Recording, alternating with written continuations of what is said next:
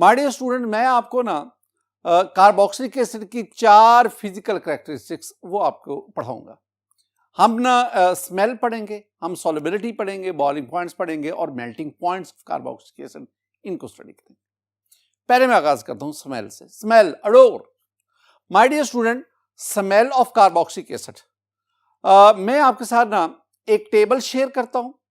उसमें मैं 2 पॉइंट्स जो है ना, 2 पॉइंट्स यानी मैं पहले ना C1 to C3 यानी पहले जो 3 एलिफेटिक कार्बोक्सिलिक एसिड, पहले 3 एलिफेटिक यानी formic acid, acetic acid, propionic acid, इनके हम जो अडोर और इनकी फिजिकल स्टेट उसको देखेंगे। और साथ ही साथ मैं C4 to C6 I mean butyric acid, valeric acid और कैप्रोइक एसिड, हम इनकी भी अडोर यानी स्मेल और फिजिकल स्टेटस को डिस्कस करेंगे। ये 2 बातें मैं आपके साथ शेयर करना चाहता हूं। पहले आप देखें, ये मेरे पास एक टेबल है माय डियर स्टूडेंट। इस टेबल में आपके पास 3 कॉलम्स हैं। पहले में ये कार्बोक्सिलिक एसिड, ये एलिफेटिक कार्बोक्सिलिक एसिड है, एलिफेटिक। दूसरे में आपके पास इनकी फिजिकल स्टेट है रूम टेम्परेचर पे, और तीसरा जो है वो आपके पास इनकी अडोर है। अब मैं बात कर रहा हूं पहले 3 एलिफेटिक मोनोकार्बोक्सिलिक एसिड की। इसमें मेरे पास ये फॉर्मिक एसिड है, एस्टिक एसिड है और ये प्रोपायोनिक एसिड है। माय डियर स्टूडेंट, इनकी फिजिकल स्टेट देखेंगे, दीज आर कलरलेस लिक्विड, ये आपके पास कलरलेस लिक्विड है। और अडोर की बात मैं करूंगा, they have pungent smell, pungent adore. मसलन आप देखें, आप ना एस्टिक एसिड को देखते हैं, it is present in vinegar, ये सिरके में मौजूद है। और अगर आप सिरके को स्मेल आउट करेंगे ना तो वो समवट पंजेंट स्मेल उसकी होती है। और अगर आप इन तीनों को देखोगे, ये फॉर्मिक एसिड है, ये आपके पास एस्टिक एसिड है और ये आपके पास प्रोपायोनिक एसिड है। अगर आप इन तीनों को देखेंगे, these are colourless liquids, colourless है। दूसरी बात जो आपने याद रखनी टेबल में, वो है हमारे पास next 3 members of aliphatic monocarboxylic acid, and they are butyric acid, valeric acid and caproic acid. I mean butanoic acid, pentanoic acid and hexanoic acid. My dear student, these are also colorless liquid at room temperature. अगर मैं adore की बात करूं, they have somewhat unpleasant odor. इनकी जो adore है ना वो जरा सी नाखुशगवार है। मसलन मैं ब्यूटारिक एसिड की बात करता हूं। हम ये कहते हैं ना कि जब बटर रेंसिड हो जाए, खराब हो जाए, तो उसकी जो स्मेल आती है, that is unpleasant, that is due to the presence of butyric acid. My dear student, ये वो 2 पॉइंट्स थे जो मैंने आपके साथ शेयर किए। मैं एक इंपॉर्टेंट सेंटेंस भी आपके साथ डिस्कस करना चाहता हूं। सेंटेंस देखे स्टूडेंट, एसिड्स कंटेनिंग, एसिड से मेरी मुराद है carboxylic acid, acids containing more than 8 carbon atoms are generally solids. ऐसे कार्बोक्सिलिक एसिड जिनमें 8 से ज्यादा कार्बन एटम्स हैं वो आमतौर पर सॉलिड्स होते हैं। लेकिन एक बात और भी ध्यान में रखो, until they have double bonds, यानी अनसैचुरेटेड ना हो। जो सैचुरेटेड कार्बोक्सिलिक एसिड जिनमें 8 से ज्यादा कार्बन एटम्स हैं, they are solids at room temperature. ये बात आपने ध्यान में बिठानी। माय डियर स्टूडेंट, स्मेल, इसके बाद अब हम सॉल्युबिलिटी की तरफ आते हैं। दूसरा जो पॉइंट सॉल्युबिलिटी वाला, मैं एक बात आपके सामने लिखता चलूं। सॉल्युबिलिटी का जनरल प्रिंसिपल क्या है? General principle of solubility is like dissolves like. अच्छा, इसका हम मानी भी जानना चाहते हैं। इसका मतलब होता है पोलर पोलर को डिसॉल्व करता है, नॉन पोलर नॉन पोलर को डिसॉल्व करता है। Like dissolves like.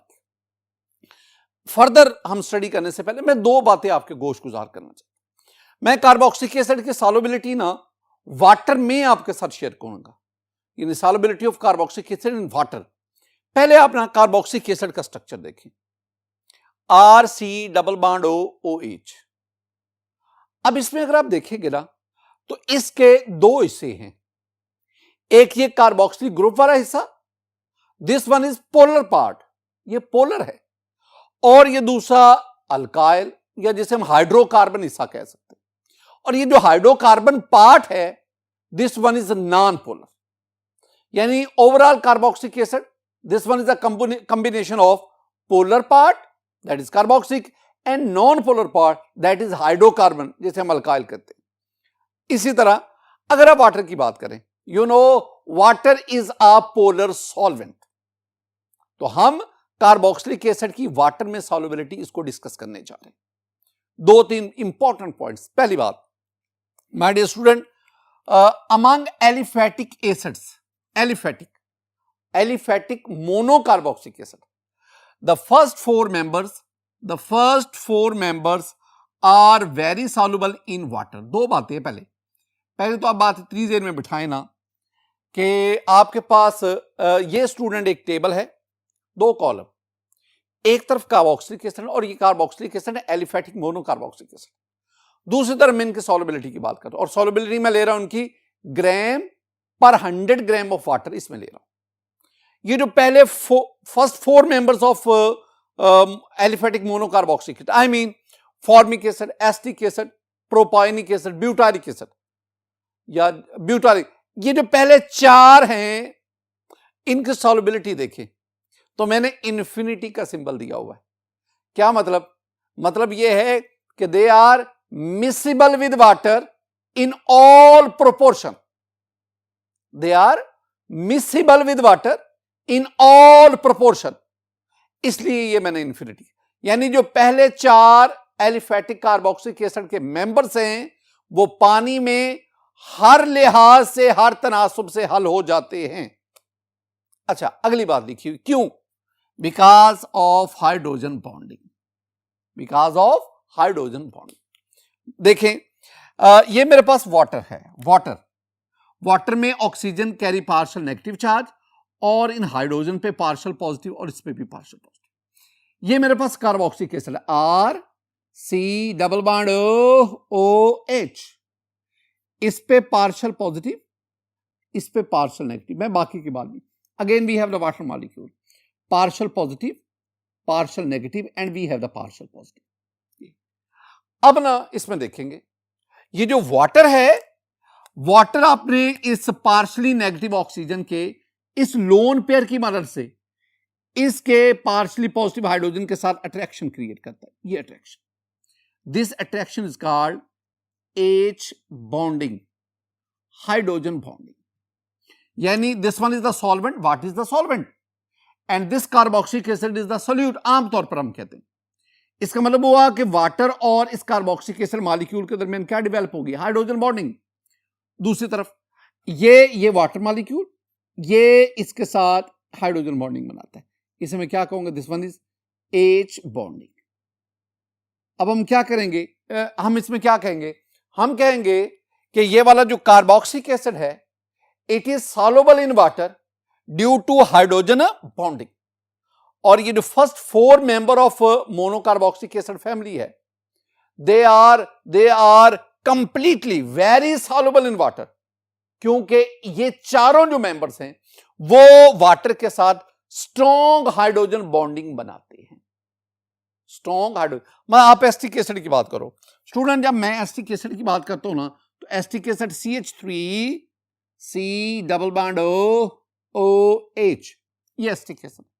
Acetic acid की सूरत में ये जो हमारे पास R है, R क्या आ जाएगा? मिथाइल। तो ये मैं यहां पे क्या लिख दूंगा? ये मेरे पास बन जाएगा CH3, और यूं एस्टिक एसिड वाटर में डिसॉल्व होता जाता है। ये बात सेम में रखती है कि कार्बोक्सिलिक एसिड कौन से? लोअर, और मैं पहले चार मेंबर्स की बात कर रहा हूं। They are very much soluble in water and their solubility in water that is due to hydrogen bonding की मरहूने मिन्नत है। इसमें ये वाला जो पार्ट है ना, जो बात बताने वाली है, ये कार्बोक्सिलिक एसिड पार्ट जो है ना, वो हाइड्रोजन बॉन्डिंग क्रिएट कर रहा है विद वाटर। इसमें ये जो अल्काइल पार्ट है ना, जो हाइड्रोकार्बन पार्ट है, जो नॉन पोलर पार्ट है, वो ज्यादा डोमिनेंट नहीं है। यहां पे जो हाइड्रोजन बॉन्डिंग है वो डोमिनेंट है, दैट इज मोर डोमिनेंट, और ये non polar part it is less dominant. अब स्टूडेंट, ये पहली बात मैंने आपके साथ शेयर की। अब दूसरे पॉइंट पे आए जी स्टूडेंट, दूसरा पॉइंट जो आपने ध्यान में रखना है, the solubility of carboxylic acid in water gradually decreases with the increase in molecular message. यानी जैसे जैसे कार्बोक्सिलिक एसिड का मोलेकुलर मैस बढ़ता है, वाटर में उनकी सॉल्युबिलिटी कम होती है। पहले ना आप कुछ डाटा उसको देखें। माय डियर स्टूडेंट, ये मेरे पास टेबल है, कार्बोक्सिलिक एसिड और दूसरी तरफ मैं उनकी सॉल्युबिलिटी की बात कर रहा हूं। मैंने बात क्या की है कि जो एलिफेटिक मोनोकार्बोक्सिलिक एसिड, उनमें जो फर्स्ट 4 मेंबर है, उनकी सॉल्युबिलिटी में मैंने क्या कहा था कि they are miscible in water with in all proportion. लेकिन अगर आप 5 कार्बन वाला जो कार्बोक्सिलिक एसिड, जिसे हम कहते हैं वैलेरिक एसिड, पेंटानोइक एसिड, उसकी सॉल्युबिलिटी 3.7 है। अगर आप हेक्सानोइक एसिड, जिसे हम कैप्रोइक एसिड कहते हैं, एक कार्बन बढ़ गया, उसकी सॉल्युबिलिटी देखेंगे वो 1 है। इसी तरह 7 कार्बन वाला, 8 वाला, 9, जैसे जैसे कार्बोक्सिलिक एसिड में कार्बन चेन की लेंथ बढ़ती जाती है, हाइड्रोकार्बन चेन की लेंथ बढ़ती है, वैसे वैसे आप उसकी सॉल्युबिलिटी वैल्यू देखें। अगर आप 10 कार्बन वाला, 10 डेकानोइक एसिड, अगर आप उसकी सॉल्युबिलिटी देखेंगे, दैट इज 0.2 ग्राम पर 100 ग्राम ऑफ वाटर। इसका मतलब क्या है? वेरी सिंपल, सेंटेंस देखें, as the length of hydrocarbon chain increases the solubility of carboxylic acid in water decreases. जैसे जैसे हाइड्रोकार्बन चेन की लेंथ बढ़ती है, जो कार्बोक्सिलिक एसिड की वाटर में सॉल्युबिलिटी है वो कम हो रही है। और मैं एक और भी बात बताता चलूं, the carboxylic acid with more than 10 carbon atoms, they are essentially insoluble in water. ऐसे कार्बोक्सिलिक एसिड जिसमें कार्बन एटम की तादाद 10 से ज्यादा है, वो पानी में हल नहीं होते। You have the stearic acid, you have the oleic acid, you have the palmitic acid, all these acids are insoluble in water. Reason की तरफ आए, रीजन क्या है? माय डियर स्टूडेंट, मैंने आपको शुरू में क्या समझाया था? मैंने कहा था ये जो कार्बोक्सिलिक एसिड का मॉलिक्यूल है, इसके 2 हिस्से हैं। एक ये कार्बोक्सिलिक ग्रुप वाला part, this one is a polar, और एक ये अल्काइल यानी hydrocarbon part, this one is non polar. जैसे जैसे हाइड्रोकार्बन इसकी लेंथ बढ़ती जाती है, कार्बन चेन की लेंथ बढ़ती जाती है, वैसे वैसे इसमें जो डाइपोल डाइपोल फोर्सेस है, आई मीन जो हाइड्रोजन बॉन्डिंग है, वो लेस प्रोमिनेंट होती जाती है, और ये जो डिस्पर्शन फोर्सेस हैं, दे बिकम्स मोर प्रीडोमिनेंट, और नॉन पोलर पार्ट के बढ़ने की वजह से इनकी polar solvent I mean water में सॉल्युबिलिटी क्या होती जाती है? कम। ये चीजें आपने ज़हन में बिठानी। माय डियर स्टूडेंट, आगे हम बढ़ते हैं। We have the boiling points. Boiling points में हम क्या कहेंगे? The boiling points of carboxylic acid are relatively high due to inter molecular hydrogen bonding. 2 बातें यहां पे हैं। एक बात यहां तक है कि कार्बोक्सिलिक एसिड का बॉइलिंग पॉइंट रिलेटिवली ज्यादा होता है, और आगे उसकी ये रीजन बताई गई है कि क्यों इनका बॉइलिंग पॉइंट ज्यादा होता है। वो कहते हैं जी इनमें इंटरमोलेकुलर हाइड्रोजन बॉन्डिंग। मैं ये दोनों बातें आपके साथ शेयर करता हूं। पहली बात, मैं ना फॉर्मिक एसिड लेता हूं, the first member of aliphatic monocarboxylic acid, the first member. तो आपके पास ये आ गया formic acid. Student, formic acid है मेरे पास HCOOH, फॉर्मिक एसिड। और अगर आप इसका ना बॉइलिंग पॉइंट देखें, मैं बॉइलिंग पॉइंट की बात कर रहा हूं, और ये मैं बॉइलिंग पॉइंट 1 एटमॉस्फेयर पे ले रहा हूं, तो इसका बॉइलिंग पॉइंट जो है वो 100 डिग्री सेंटीग्रेड, वाटर जितना है, the boiling point formic acid water is 100 degree centigrade, दोनों का। इसके बाद मेरे पास है CH3C double bond OH, this one is acetic acid. और स्टूडेंट, एसिटिक एसिड का जो बॉइलिंग पॉइंट है वो 118 डिग्री सेंटीग्रेड, यानी इससे इसका बॉइलिंग पॉइंट ज्यादा है। मेरे पास प्रोपाइनिक एसिड है, CH3CH2COOH, this is propionic acid, and its boiling point is 141 degree centigrade. अब ये ना बॉइलिंग पॉइंट इनका बहुत ज्यादा है। अब इनका बॉइलिंग पॉइंट क्यों ज्यादा है? वो कहते हैं it is due to intermolecular hydrogen bonding. Hydrogen bonding दो तरह की होती है, एक इंट्रामोलेकुलर और इंटरमोलेकुलर। इंटरमोलेकुलर हाइड्रोजन यानी जब आप एसिटिक एसिड लेते हैं तो एसिटिक एसिड के दो मॉलिक्यूल के दरमियान हाइड्रोजन बॉन्डिंग बन जाती है। कैसे? जरा देखें माय डियर स्टूडेंट, मेरे पास ना ये एक कार्बोक्सिलिक एसिड है। कार्बोक्सिलिक एसिड को हम लिखते हैं, ये देख लो, कार्बोक्सिलिक एसिड को हम लिखते हैं RC डबल बॉन्ड OH। मैं इसको ना जरा यूं लिख देता हूं, RC डबल बॉन्ड O, और इधर में O ले लेता हूं और इधर में H लिख देता हूं। ये मैंने एक कार्बोक्सिलिक एसिड का मॉलिक्यूल लिया। दूसरी तरफ ये कार्बोक्सिलिक एसिड के एक और molecule RC double bond O। पहले मैंने डबल बॉन्ड O ऊपर, अब मैंने डबल बॉन्ड O, और इधर में O ले आया और इधर मेरे पास, माय डियर स्टूडेंट, इधर मेरे पास H आ गया। ये H आ गया। ये कार्बोक्सिलिक एसिड के दो मॉलिक्यूल्स बने। अब इसमें आपको पता है कि oxygen carry the lone pairs and it is partial negative, और इधर अगर आप देखेंगे तो this hydrogen is partial positive. मैं बाकी को नहीं छेड़ रहा। बिल्कुल इसी तरह this hydrogen is partial positive और इस ऑक्सीजन पे ये lone pair this is partial negative. ये दो कार्बोक्सिलिक एसिड के मॉलिक्यूल, अब इन दो कार्बोक्सिलिक एसिड के मॉलिक्यूल के दरमियान हाइड्रोजन बॉन्डिंग है। देखो, इसका पार्शियल पॉजिटिव एंड हाइड्रोजन, ये पार्शियल नेगेटिव, ये लोन पेयर के साथ अट्रैक्शन क्रिएट करता है। हाइड्रोजन बॉन्डिंग को आमतौर पर हम 3 डॉट से, this one is hydrogen bonding and this hydrogen bonding is called intermolecular. Inter के दरमियान और मोलेकुलर यानी दो मॉलिक्यूल्स के दरमियान जो हाइड्रोजन बॉन्डिंग है, दिस इज H बॉन्डिंग। बिल्कुल इस तरह ये भी आपके पास H बॉन्डिंग आ गई, ये H बॉन्डिंग।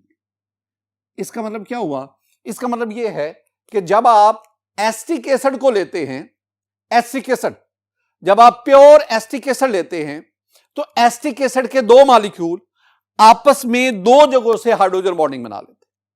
आपके पास ना ये एक ना साइकिल बन गया। जरा गौर से देखना, ये साइकिल, ये आपके पास साइकिल है, ये इतना, इसमें ये साइकिल है पूरा। कितने मेंबर हैं? 1 2 3 4 5 6 7 8, दिस वन 8 मेंबर्स रिंग। अब इस 8 मेंबर रिंग की वजह से अगर आप देखेंगे you have a bulky molecule, और जितना मोलेकुलर साइज बढ़ता है उतना उसका बॉइलिंग पॉइंट भी इंक्रीज करता है। सिंपल सी बात आ गई। हम कहेंगे ये जो कार्बोक्सिलिक एसिड है इनका बॉइलिंग पॉइंट बहुत ज्यादा होता है, और बहुत ज्यादा इसलिए है कि जब आप कार्बोक्सिलिक एसिड को लेते हैं तो कार्बोक्सिलिक एसिड के अंदर दो मॉलिक्यूल्स आपस में मिलकर ये आपके पास एक साइक्लिक स्ट्रक्चर बनाते हैं। जब दो मॉलिक्यूल आपस में मिलते हैं, दो यूनिट्स आपस में मिलते हैं, तो this one is called dimer. ये आपके पास ये एक मोनोमर, ये एक मोनोमर, लेकिन जब दो मोनोमर हाइड्रोजन बॉन्डिंग के जरिए कनेक्ट हो गए तो this one is the dimer, and this one is called dimer of, this one is dimer of carboxylic acid. Student, dimer, di mean 2, meros mean unit, दो unit इकट्ठे। अगर 3 होंगे trimer, अगर बहुत ज्यादा होंगे पॉलीमर, एक होगा मोनोमर। तो ये मेरे पास क्या बना? डाइमर। साइज बढ़ गया, और साइज बड़ा होने की वजह से अब ना, वैसे तो ये दो मॉलिक्यूल का कॉम्बिनेशन है, लेकिन ये एज ए होल एक यूनिट के तौर पर काम करता है, और उस यूनिट के तौर पर काम करने की वजह से इसका बॉइलिंग पॉइंट बहुत ज्यादा है। मैं एक और भी बात आपके साथ शेयर करता चलो। माय डियर स्टूडेंट, मैंने कहा कार्बोक्सिलिक एसिड का बॉइलिंग पॉइंट ज्यादा होता है। अगर आप कार्बोक्सिलिक एसिड का बॉइलिंग पॉइंट इसके रेलेवेंट दूसरी जो क्लासेस हैं उनके कंपाउंड के साथ कंपेयर करें तो क्या होगा? देखें, मेरे पास ना ये 2 मिथाइल 1 ब्यूटीन है। मैं उसका ना ये लाइन स्ट्रक्चर आपके सामने, ये मेरे पास 2 ब्यूटानोन है, ये मेरे पास 2 ब्यूटानोल है, और ये मेरे पास प्रोपायोनिक एसिड है। इन चारों की क्लासेस मुख्तलिफ है, अल्कीन है, कीटोन है, अल्कोहल है और कार्बोक्सिलिक एसिड है। इन चारों की क्लास मुख्तलिफ है। इन चारों का मोलेकुलर मास तकरीबन मिलता जुलता है। इनका बॉइलिंग पॉइंट देखिए, ये जो आपके पास 2 मिथाइल 1 ब्यूटीन है ना, जो कि अल्कीन है, its boiling point is 31 degree centigrade. 31 degree centigrade. ये जो आपके पास 2 ब्यूटानोन आ गया which is the ketone, its boiling point is 80 degree centigrade. ज्यादा है, अल्कीन से ज्यादा है। This one is 2 butanol, alcohol आ गया, हाइड्रोजन बॉन्डिंग आ गई उसमें, इस boiling point is 99 degree centigrade. और ये आपके पास प्रोपायोनिक एसिड है, इसमें अल्कोहल से भी स्ट्रॉन्ग हाइड्रोजन बॉन्डिंग है। That is why it's boiling point is 141 degree centigrade. इसका मतलब है कार्बोक्सिलिक एसिड का बॉइलिंग पॉइंट अपने से मिलते जुलते अदर क्लासेस के कंपाउंड से बहुत ज्यादा होता है। और इसके रीजन 2 अल्फाज हैं, एक इंटरमोलेकुलर हाइड्रोजन बॉन्डिंग और दूसरा उसकी वजह से डाइमराइजेशन, डाइमर का बन जाना। स्टूडेंट हम आगे बढ़ते हैं। स्टूडेंट जो दूसरा पॉइंट मैं आपके साथ डिस्कस करने जा रहा हूं उसमें the molecular mass determination, molecular mass determination in non polar solvent like benzene. Benzene is a non polar, यानी आपने कार्बोक्सिलिक एसिड को नॉन पोलर सॉल्वेंट में डिसॉल्व करके डालकर उसकी मोलेकुलर मास डिटर्मिनेशन की, shows that carboxylic acids exist as cyclic dimer. ये बात मैंने पहले भी आपसे की। पहले तो मैंने प्योर कार्बोक्सिलिक एसिड की बात की ना, अब जरा क्या बात, मैं ये कह रहा हूं कि आपके पास सपोज ये बेंजीन है, benzene is non polar, benzene solvent है, नॉन पोलर, ये ज़हन में रखना। इसमें मैंने ये एसिटिक एसिड को डाला, acetic acid is a carboxylic acid.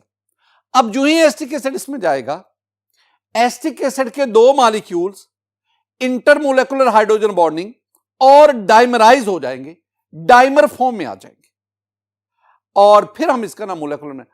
अब ना जब मोलेकुलर मास डिटर्मिनेशन आपने करनी, ये ज़हन में रखना, जब मोलेकुलर मास डिटर्मिनेशन आपने करनी होती है ना, तो उसमें आपने कार्बोक्सिलिक एसिड को नॉन पोलर सॉल्वेंट में डालना होता है। अगर आप इसको वाटर वगैरह में लेंगे ना, तो ये तो वाटर के साथ हाइड्रोजन बॉन्डिंग कर जाएंगे और फिर इसका एग्जैक्ट मोलेकुलर मास वो मालूम नहीं हो सकेगा। लिहाजा अगर आप कार्बोक्सिलिक एसिड का मोलेकुलर मास जानना चाहते हैं तो आप नॉन पोलर सॉल्वेंट उसको चूज करते हैं, उसमें इसको ऐड करके फिर इसके ऊपर ना एक्सरेज, डायफ्रैक्शन मेथड या अदर टेक्निक, उसके जरिए आप इसका मोलेकुलर मास मालूम करते हैं।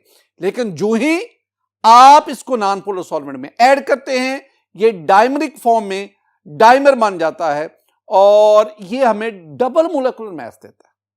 एक बहुत बहुत इंपॉर्टेंट शॉर्ट आंसर क्वेश्चन, जरा देखिए स्टूडेंट।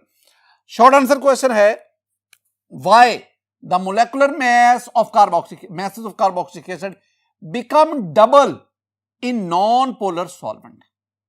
क्वेश्चन को जरा समझे। क्वेश्चन वो ये कह रहा है कि जनाब हमने कार्बोक्सिलिक एसिड लिया, वो कार्बोक्सिलिक एसिड था एसिटिक एसिड, ये कार्बोक्सिलिक एसिड है।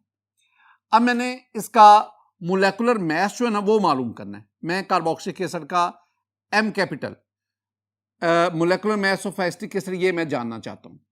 अब मैं क्या करूंगा, मैं कोई नॉन पोलर सॉल्वेंट लूंगा, सॉल्वेंट जैसे कि मेरे पास बेंजीन है। अब होता भला क्या है, आप ना एसिटिक एसिड का पहले मोलेकुलर मास कैलकुलेट करें। जब आप कैलकुलेट करेंगे ना, CH3C double bond OH, student calculate करें।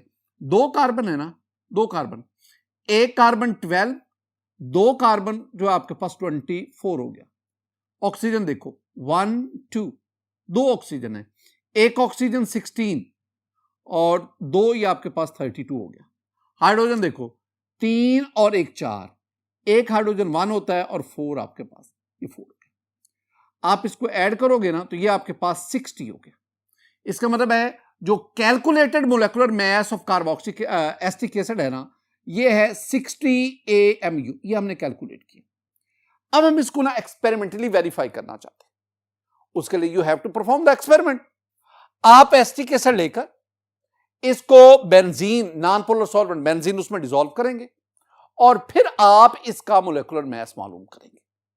अब हुआ क्या, जब हमने ऐसा ही किया ना, इसके ऊपर एक्सरेज थ्रो की या अदर टेक्निक और भी कई है, ये मैस स्पेक्ट्रोमेट्री वगैरह जो भी, जब आपने मोलेकुलर मैस मालूम किया एसिटिक एसिड का, तो वो 60 ना आया, वो मोलेकुलर मैस कितना आया, वो 120 आया, 120, and this 120 MU, this one is the double of 60। यही क्वेश्चन है कि वाई, क्यों, ये क्यों तो अभी हम ढूंढेंगे ना। Molecular message of carboxylic acid become double in non polar, यानी जब नॉन पोलर सॉल्वेंट में किसी कार्बोक्सिलिक एसिड का मोलेकुलर मैस मालूम करते हैं तो वो डबल आता है, डबल आता है। किससे डबल आता है? जो आपने थ्योरेटिकली कैलकुलेट किया है उससे, जो आपने एक्सपेरिमेंटली मालूम किया वो डबल आता है। वजह ही तो मैं बता चुका हूं स्टूडेंट। होता क्या है कि जब आप, यही वाली बात, the molecular mass determination non polar solvent like benzene shows that carboxylic acid exist as cyclic dimer. Cyclic answer में आप क्या कहेंगे कि carboxylic acid exist as cyclic dimer. Cyclic dimer क्यों? Due to inter molecular hydrogen bonding, H bonding. मैंने अभी student आपको, इसके नीचे आपने स्ट्रक्चर बनाना, मैंने अभी आपको बना के दिया ये वाला। अगर आप एसिटिक एसिड की बात करेंगे ना तो ये R की जगह पे आप CH3 लिख दो, ये CH3, R की जगह पे आप CH3 लिख दो। ये ऐसे क्वेश्चन आते हैं ना स्टूडेंट, ये वाला, तो पहले आप ना इसकी लॉजिक दिया करो। पहले आप लॉजिक दो कि आप ना किस बेस पे इसको आंसर दे रहे हैं, तो ये आपके पास आ गया। फिर आप दूसरी बात इसमें रीजन दो। रीजन में आपने वो बता दिया कि एग्जिस्ट है cyclic dimer due to inter molecular hydrogen bonding, ये रीजन में आ गया। और साथ ही आप ना स्ट्रक्चर ड्रा कर दो, कैसे? जैसे मैंने ये स्ट्रक्चर ड्रा किया है, और एंड पे आप ना एग्जाम्पल दे दो। एग्जाम्पल में आप एसिटिक एसिड की एग्जाम्पल दे सकते हैं कि एसिटिक एसिड का जो थ्योरेटिकली या जो कैलकुलेटेड मोलेकुलर मैस है वो 60 है, लेकिन जब आप एसिटिक एसिड को बेंजीन में लेकर, नॉन पोलर सॉल्वेंट में लेकर आप उसका एक्सपेरिमेंटली मोलेकुलर मैस डिटरमिन करेंगे तो वो 120 आ जाता है। तो ये नहीं इसका मतलब कि एसिटिक एसिड का मोलेकुलर मैस 120 होता है, ये नहीं मतलब है।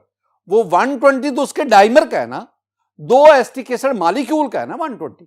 अगर आप एक का निकालेंगे, जो मोलेकुलर मैस लेंगे, वो एग्जैक्टली कितना आएगा? 60 आएगा।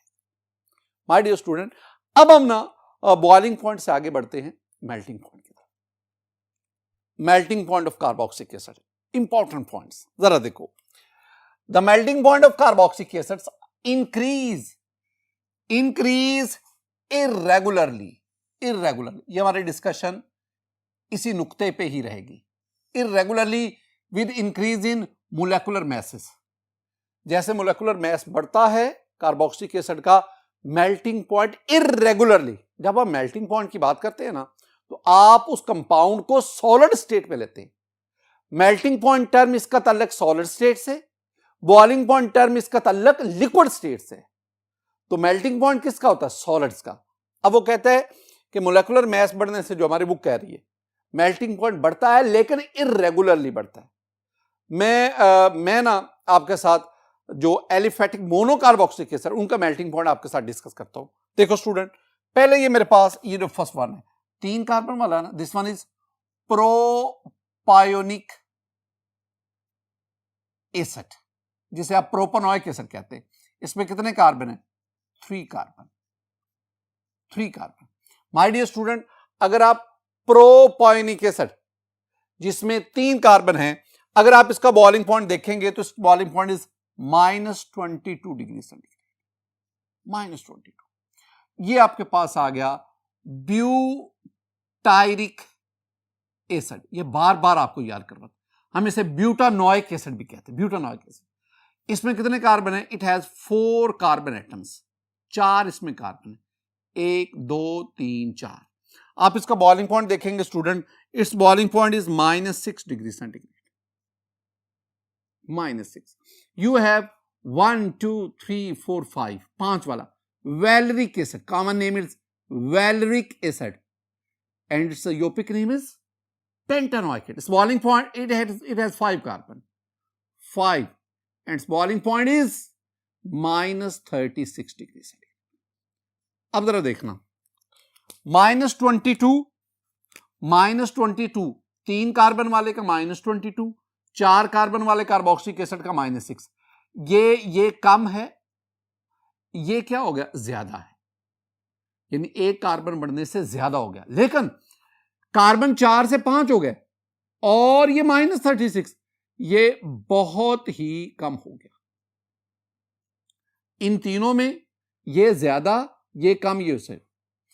अब ये इर्रेगुलरिटी बता रहा है, यानी ये नहीं है कि 3 से 4 कार्बन हो गया, ज्यादा हो गया, 4 से 5 हो गए और ज्यादा नहीं हुआ, वो -36 तो उससे भी कम हो गया.